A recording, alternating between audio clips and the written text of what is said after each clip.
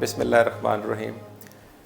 Professor Ahmad سعید صاحب کی کتاب لاہور ایک شہر بے مثال، یہ کتاب گزشتہ دنوں ہم نے شائع کی اور اس پر پنجاب یونیورسٹی کی مرکزی لائبریری میں ایک گفتگو ہوئی۔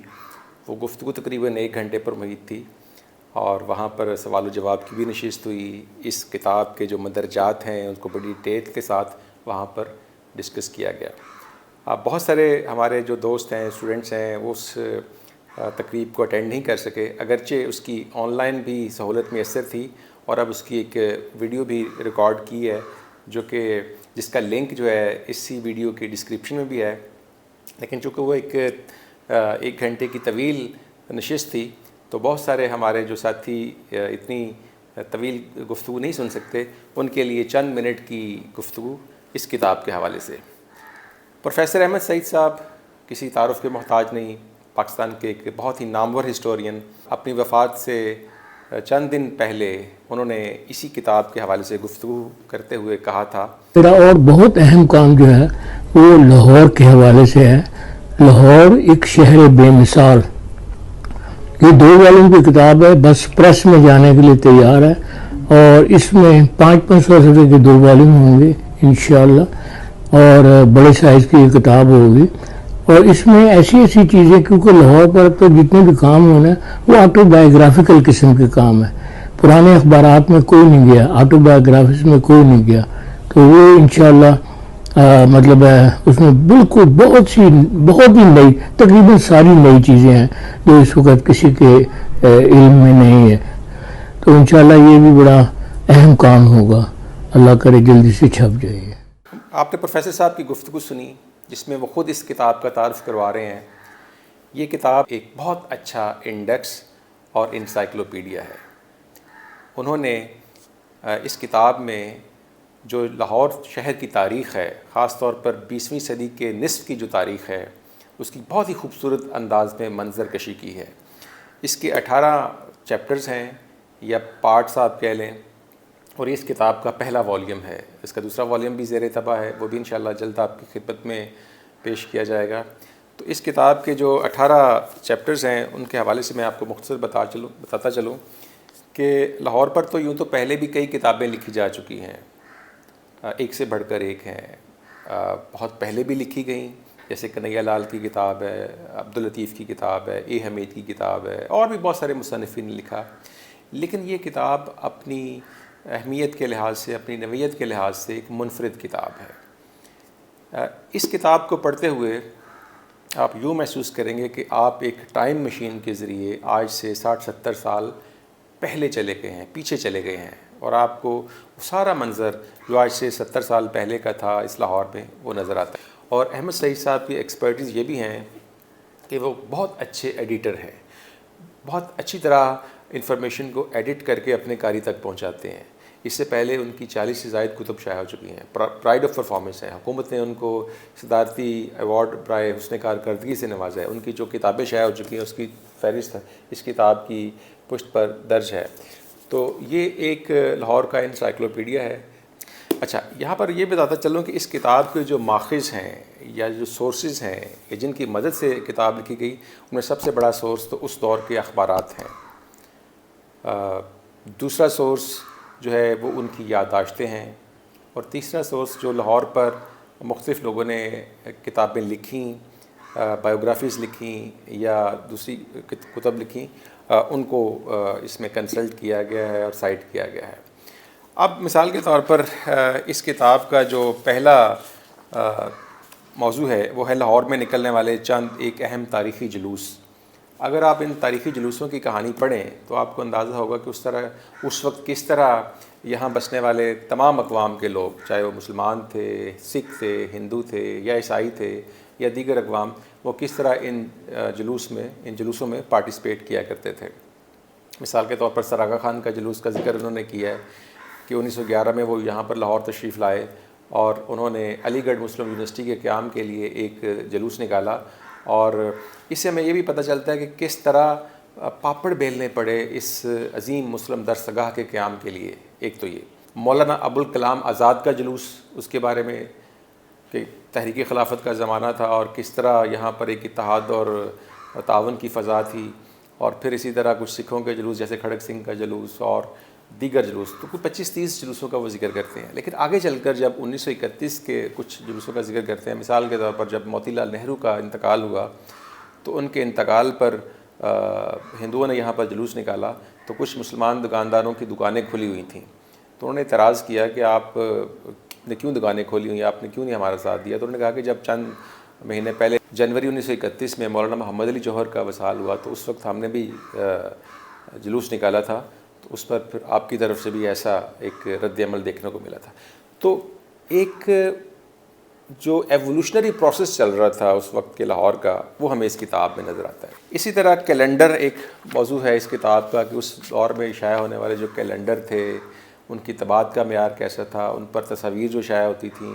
پھر اسی طرح مسلم کیلنڈر، ہندو کیلنڈر اور سکھوں کے کیلنڈر، اور پھر اس دور کے جو انٹرنیشنل ایونٹس ہو رہے تھے ان کی جو ریفلیکشن تھی مختلف کیلنڈرز پر، وہ ہمیں نظر آتی ہے. اسی طرح عید کارڈ کے حوالے سے آج کل تو یہ موبائل نے سب کچھ چھین لیا ہے، لیکن اس وقت جو عید کارڈز تھے وہ ایک بہت بڑا ذریعہ ہوتے تھے اپنے دوستوں کے ساتھ، اپنے رفقا کے ساتھ، عزیز و اقارب کے ساتھ رابطے کا، خوشیوں کو سیلیبریٹ کرنے کا. تو عید کارڈ کی طباعت کیسی ہوتی تھی، ان کے اوپر ڈیزائن کیسے ہوتے تھے، ان کا معیار کیا تھا، اور پھر کیسے ان کو پوسٹ اور ڈسپیچ کیا جاتا تھا، یہ ساری کہانی بھی آپ کو اس کتاب میں نظر آئے گی.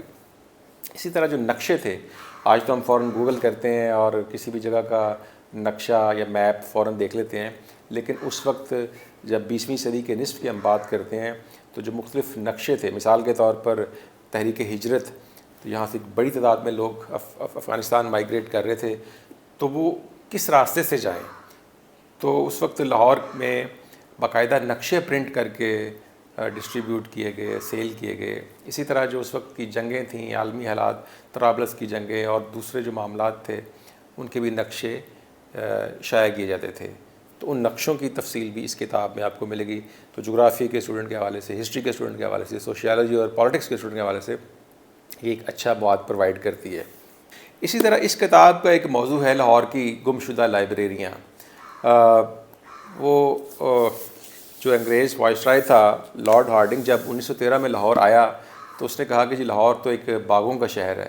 تو احمد سعید صاحب کا کہنا ہے کہ اگر وہ لاہور کی لائبریریوں کو اور خصوصاً آنا لائبریریوں کو دیکھ لیتا تو اس کو اندازہ ہوتا کہ لاہور صرف باغوں کا شہر نہیں ہے بلکہ لائبریریوں کا بھی شہر ہے.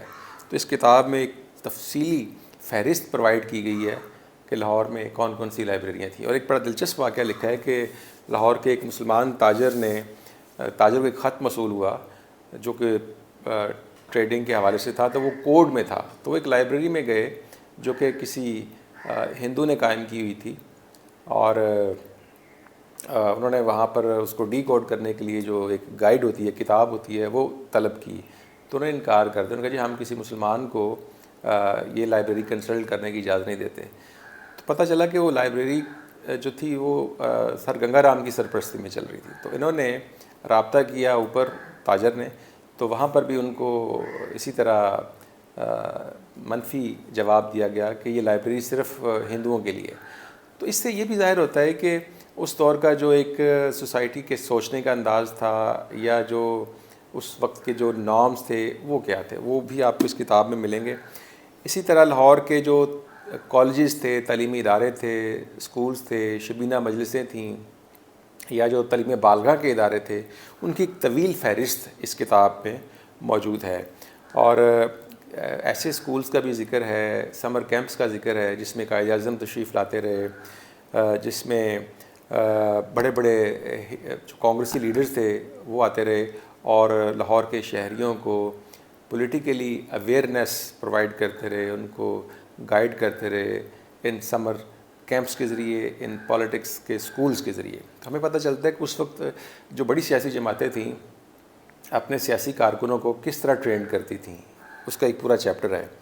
اسی طرح لاہور میں جو برقی روشنی، جو بجلی آئی، دیکھیں اس میں بہت ساری ایسی معلومات ہیں جو شاید ہمیں گوگل سے بھی نہیں ملیں گی کہ لاہور میں روشنی کب آئی، کس کمپنی کے ذریعے آئی.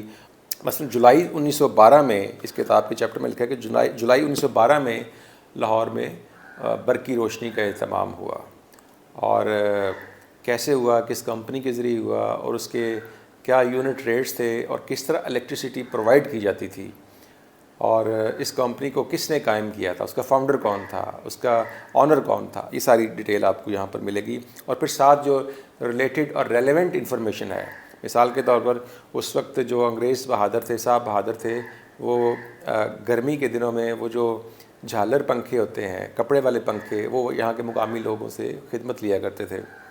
اور ایسی ایگزامپلس بھی انہوں نے کوٹ کی ہیں کہ بعض اوقات وہ جو مزدور تھا پنکھا چلاتے چلاتے اگر تھک جائے اور رک جائے تو اس کو کس طرح اذیت ناک طریقے سے سزا بھی دی جاتی تھی اور اس کو کنڈیم کیا جاتا تھا. تو یہ ڈیٹیل بھی آپ کو اس کتاب میں ملے گی.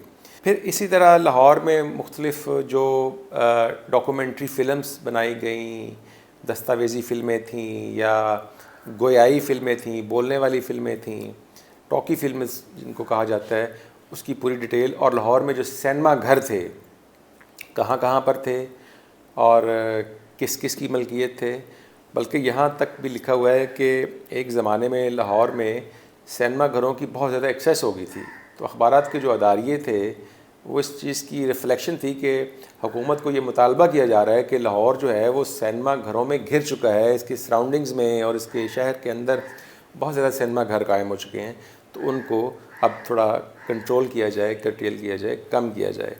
تو اس کی ساری تفصیل آپ کو ملے گی. دیکھیں لاہور میں ریڈیو اسٹیشن کب قائم ہوا؟ YMCA نے لاہور میں ٹرانسمیشن پرووائڈ کرنے کا آغاز کیا، اور پھر بعد میں گورنمنٹ لیول پر بھی یہاں پر ریڈیو اسٹیشن قائم کیا گیا. مثال کے طور پر 1937 میں جب پنجاب کے گورنر نے لاہور کے آفیشیل آل انڈیا ریڈیو کا افتتاح کیا، تو اس وقت جو مسلمان تھے ان کی یہ خواہش تھی کہ اس افتتاحی تقریب میں علامہ اقبال کی جو تقریر ہے یا جو ان کا میسج ہے وہ بھی ٹیلی کاسٹ کیا جائے. تو اس کتاب میں عبد المجید سالک صاحب کی سرگزشت کے حوالے سے ایک واقعہ کوٹ کیا گیا ہے کہ وہ خود علامہ صاحب کی خدمت میں حاضر ہوئے اور انہوں نے ان سے یہ فرمائش کی اور گزارش کی کہ آپ کوئی میسج، کوئی تقریر. تو انہوں نے کہا جی کہ میری صحت اجازت نہیں دیتی. تو سالک صاحب کا کہنا ہے کہ میں نے ان سے ریکویسٹ کی کہ آپ کی اسپیچ میں لکھتا ہوں اور آپ کو پڑھ کر سناتا ہوں، اور آپ کی اپروول کے بعد پھر ہم اس کو ٹیلی کاسٹ کریں گے. تو ایسے ہی کیا گیا. وہ ساری جو ڈیٹیل تھی، وہ جو اس کا کنٹینٹ تھا، اس کا جو ٹیکسٹ تھا، وہ بھی آپ کو اس کتاب میں ملے گا. پھر اسی طرح لاہور میں جو مارشل لا، دیکھیں 1919 میں ایک بہت بڑا مارشل لا لگا رولٹ ایکٹ کے خلاف، جلیاں والا باغ کا سانحہ ہمیں پتہ ہے. تو جو لاہور میں اس مارشل لا کی ایک فضا تھی، اس فضا میں یا اس کلچر، اس ماحول میں کیا کیا جاتا تھا. لاہور کے جتنے سرکردہ لوگ تھے ان کو باقاعدہ طور پر یہ انسٹرکشنز تھیں کہ وہ روزانہ شام کو پانی والا تالاب کے گرد اکٹھے ہوں گے اور اپنی اٹینڈنس کو یقینی بنائیں گے. تو انگریز فوج کی ایک پلٹن آتی تھی لیفٹ رائٹ کرتے ہوئے، اور اس کا اتنا خوف تھا کہ اس سے 1-2 گھنٹے پہلے ہی یہاں کے مقامی لوگ اس جگہ پر اکٹھے ہو جاتے تھے، اور جیسے ہی وہ پلٹن آتی تھی کھڑے ہو جاتے تھے اور پھر ان کی اٹینڈنس لی جاتی تھی. تو کس طرح اٹینڈنس لی جاتی تھی، ریئیکشن کیا تھا یہاں کے شہریوں کا، اور پھر انگریزوں کا کیا ریئیکشن تھا، وہ بھی اس کتاب کے موضوعات میں سے ایک ہے. اچھا، اسی طرح لاہور میں جو تانگے اور اومنی بسیں چلیں، تانگوں کے اندر جو بریکس لگانے کا قصہ تھا کہ گورنمنٹ نے کہا جی کہ تانگے بہت زیادہ ہو گئے ہیں، اور ایک وقت تھا کہ 1934 میں لاہور میں تقریباً 5000 ٹانگے چل رہے تھے. اور پھر جب یہ کہا گیا کوچوانوں کو یا تانگا بانوں کو کہ آپ نے اس میں بریکس لگانی ہے، تو ان کا کیا ریئیکشن تھا اور انہوں نے جو نیگوسیشنز کیں وہ کیا تھیں.